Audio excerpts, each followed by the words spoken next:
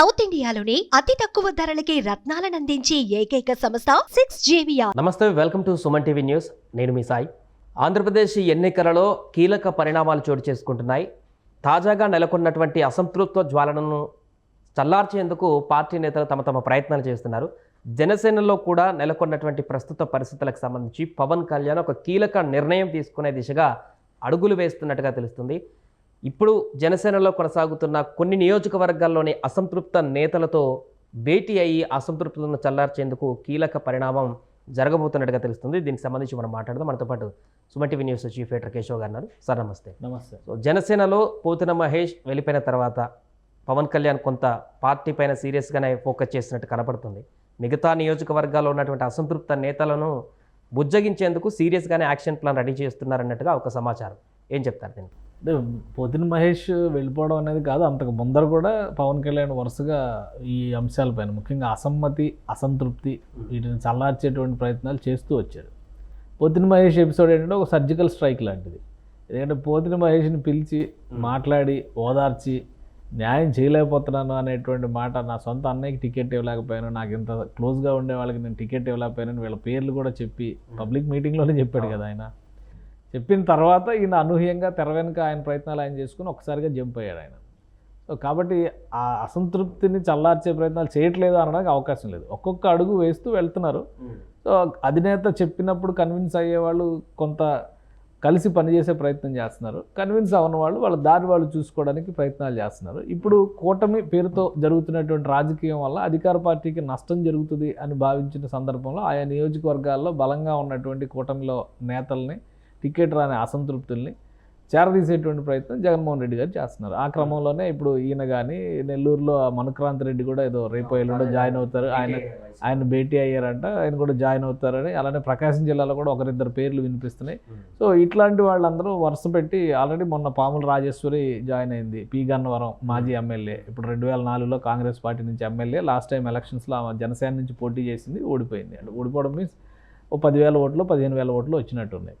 So ఇట్లా వీళ్ళందరూ కూడా ఒక్కొక్కరు పనికి వస్తారు, ఒక 10,000 ఓట్లు తెస్తారు అనుకున్న వాళ్ళని వైసీపీ చేరదేస్తుంది.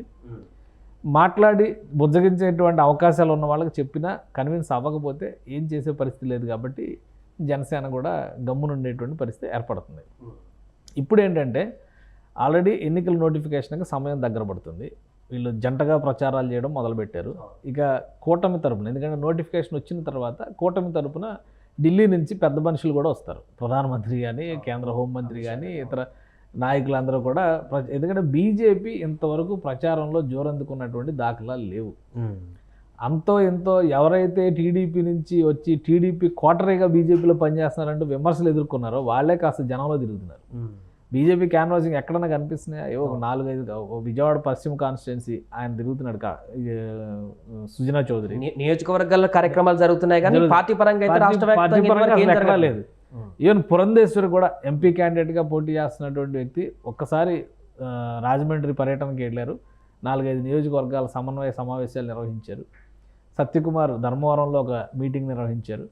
సీఎం రమేష్ అక్కడ అనకాపల్లిలో ఆల్రెడీ ఆయన క్యాన్వాసింగ్ మొదలుపెట్టారు. మొన్న పవన్ కళ్యాణ్ గారి సభలో కూడా ఆయన పవన్ కళ్యాణ్ గారితో కూడా కార్యక్రమం నిర్వహించుకున్నారు అక్కడ. సో ఇక్కడ జరుగుతున్నటువంటి పరిణామం ఏంటంటే జనసేనలో, బీజేపీలో, జనసేనలో ఒక వర్గం అంటే ఒక 20 సీట్లలో ఒక 10 సీట్లు దగ్గర అసలు ప్రచారంలో కూడా దూకుడు కనిపించినటువంటి వైన జనసేనలో కనిపిస్తుంది. ఫస్ట్ ఆ అసంతృప్తిని ఎలా బుజ్జగించాలో జనసేన పార్టీ ఆలోచించుకోవాల్సినటువంటి పరిస్థితి ఉంటుంది. ఇటు బీజేపీలో వచ్చేసరికి ఏంటంటే ఎవరైతే ఫెమిలియర్ పర్సన్స్గా ఉన్నారు, ఎవరైతే ఆ పార్టీ నుంచి వచ్చారు, ఈ పార్టీ నుంచి వచ్చారని నిందలు ఎదుర్కొన్నారు, వాళ్ళే కాస్త జనంలోకి పోయేటువంటి ప్రయత్నం చేస్తారు. సో ఇవన్నీ కూటమిలో వచ్చేటువంటి సమస్యలు. జనసేన పార్టీ పరంగా చూస్తే అంతర్గతంగా కనీసం ఒక 6 నుంచి 8 నియోజకవర్గాల్లో ఒక అండర్స్టాండింగ్ అనేది లేదు. అసలు సమన్వయంతో ముందుకు వెళ్తున్నటువంటి పరిస్థితి కనిపించడం లేదు.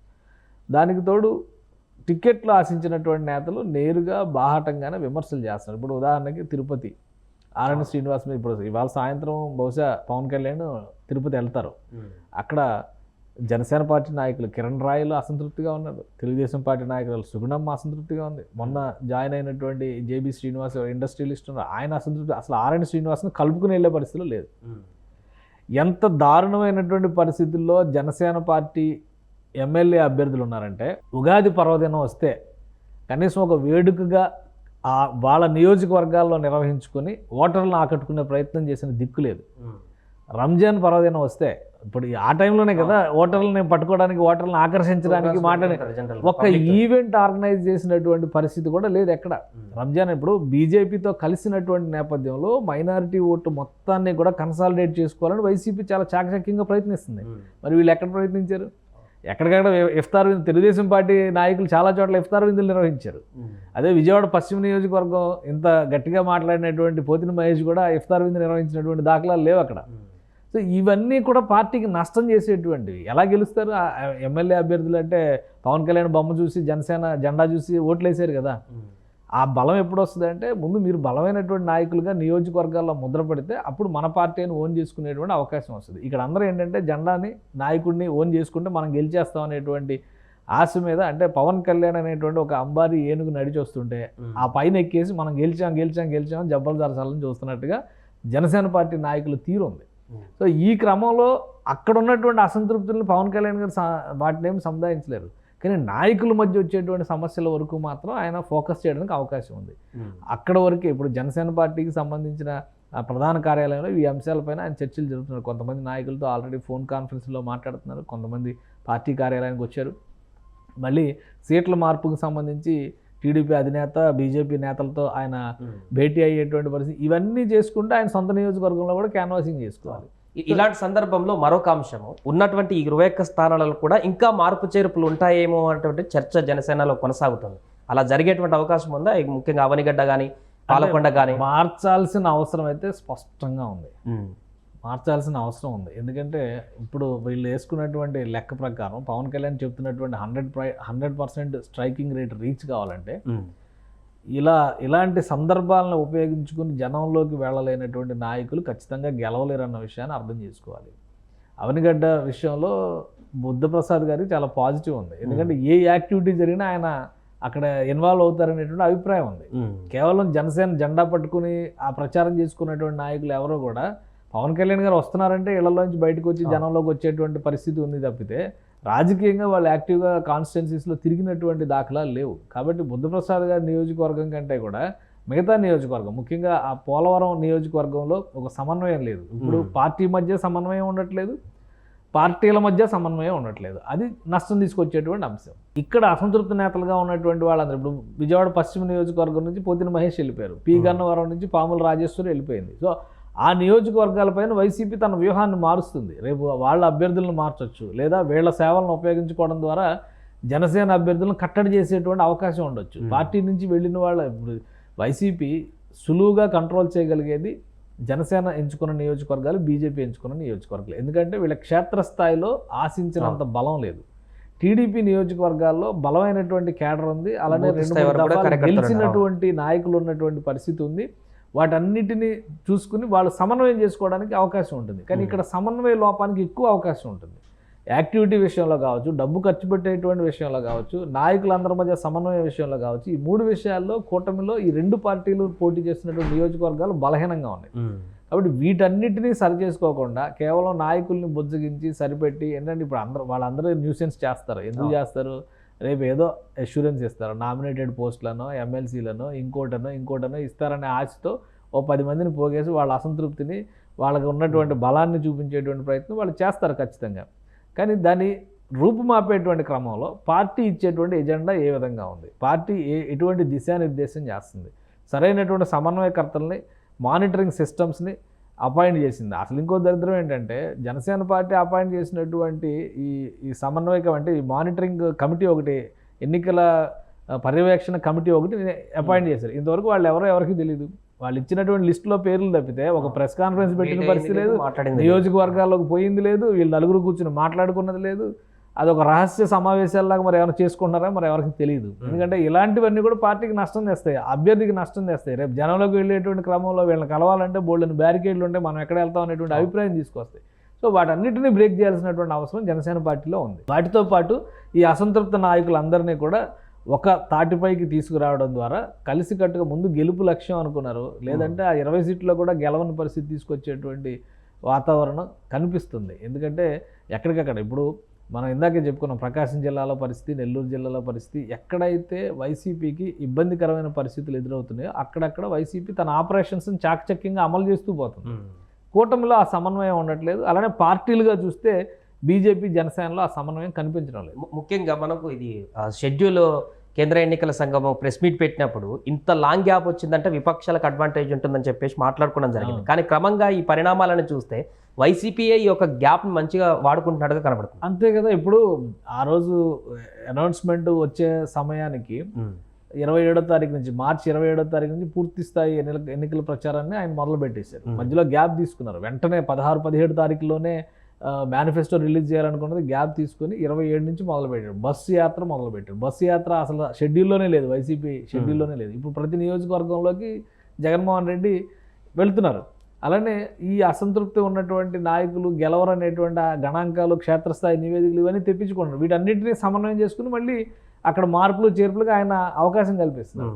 అలా అదే అండర్స్టాండింగ్ కూటమిలో కానీ, కూటమిలో పోటీ చేస్తున్నటువంటి నాయకుల మధ్య కానీ కనిపించడం లేదు. అది పార్టీకి నష్టం తీసుకొస్తుంది. జనసేన పార్టీ పరంగా నియమిస్తున్నటువంటి కమిటీలు కానీ, ఆ నాయకుల మధ్య ఉన్నటువంటి సమన్వయం కానీ క్షేత్రస్థాయి వరకు చేరడం లేదు. దీనివల్ల కూడా జనసేన పార్టీ అభ్యర్థులు నష్టపోయేటువంటి పరిస్థితి వస్తుంది. అది ఒక రైల్వే కోడూరుకో, లేదంటే తిరుపతికో, పోలవరంకో, ఇటు పి గన్నవరంకో, ఈవెన్ రాజోల్లో కూడా అలాంటి పరిస్థితే ఉంది. రాజోలు ఒక సిట్టింగ్ స్థానం, ఖచ్చితంగా గెలుస్తారనుకున్నారు. అక్కడ బొంతు రాజేశ్వరరావు ఆల్రెడీ నెలల తరబడి క్యాంపెయిన్ చేస్తూ ఉన్నారు. అభ్యర్థిగా దేవవరప్రసాద్ తీసుకొచ్చి పెట్టారు. అసలు ఆయన ప్రజల్లోకి వెళ్తున్నటువంటి దాఖలాలు, ఆయనకు వ్యతిరేకంగా రకరకాల పాంప్లెట్లు ప్రచారం జరుగుతున్నాయి. కనీసం దాని మీద క్లారిటీ ఇచ్చేటువంటి దిక్కు కూడా లేదు, పార్టీ వైపు నుంచి కానీ, అభ్యర్థి వైపు నుంచి కానీ. ఆయన పైన విపరీతంగా వ్యక్తిగతమైనటువంటి ఆరోపణలు చేస్తూ ఆయన్ని అసలు ఆమోదించొద్దు అనేటువంటి రీతిలో ప్రచారం జరుగుతుంది. సో అక్కడ ఎవరు కూడా మాట్లాడుతున్నటువంటి పరిస్థితి. మొన్నటి వరకు నాదెండ్ల మనోహర్ కూడా ఎవరు చేస్తారు? పార్టీలో ఉన్న అసంతృప్త నేతలే చేయొచ్చు. సో అసలు ఆ సమన్వయం తీసుకురావాల్సినటువంటి బాధ్యత ఎవరి దగ్గర ఉండాలి? పార్టీలో ఇప్పుడు పర్యవేక్షక కమిటీలను పెట్టారు కదా, ఆ కమిటీల చేతిలో ఉండాలి. ఆ కమిటీలు ఏం చేస్తున్నాయి అనేది ఎవరికి తెలియదు. రైట్. జనసేనలో పవన్ తర్వాత అంత స్టార్గా కనిపించినటువంటి నాదెండ్ల మనోహర్ కూడా ఇప్పుడు పెద్దగా వీటిని ఫోకస్ చేసినట్టుగా కానీ, వీటికి సంబంధించిన పర్యవేక్షణ చేసినట్టుగా కానీ కూడా కనపడట్లేదు. నియోజకవర్గంలో పోటీ చేస్తున్నారు, ఓకే. దాంతోపాటు రాష్ట్ర స్థాయి పార్టీకి సంబంధించిన కార్యకలాపాలలో కూడా ఆయన ఒక ఇనిషియేట్ తీసుకోవాలి కదా. ఆయన కూడా ఎందుకంత స్తబ్దుగా ఉన్నట్టు కనుక. అంటే మనోహర్ గారు ఇప్పుడు స్ట్రగుల్ ఫర్ ఎగ్జిస్టెన్స్. ఇప్పుడు ఆయన ఈ ఎన్నికల్లో గెలవకపోతే ఆయన చాలా ఇబ్బందికరమైనటువంటి రాజకీయ జీవితమే ఇబ్బందుల్లో పడేటువంటి అవకాశం ఉంటుంది.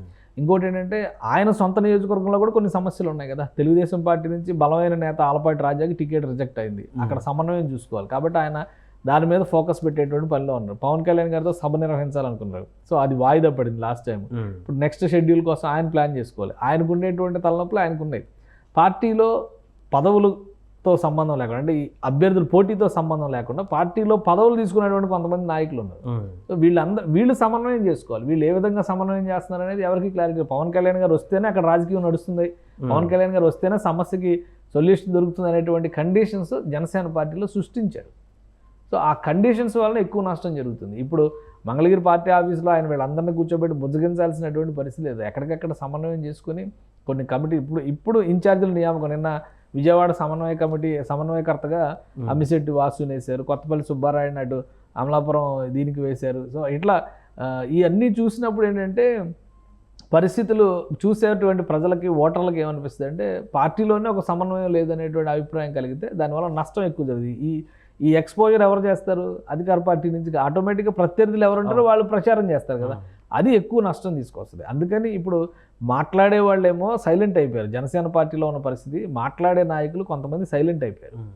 ఈ అభ్యర్థులు ఈ ప్రచార పర్వం వీటిలో బిజీగా ఉండి గెలవాల్సిందే అనుకునేటువంటి కొంతమంది నాయకులు ఆ బిజీలో ఉండిపోయారు.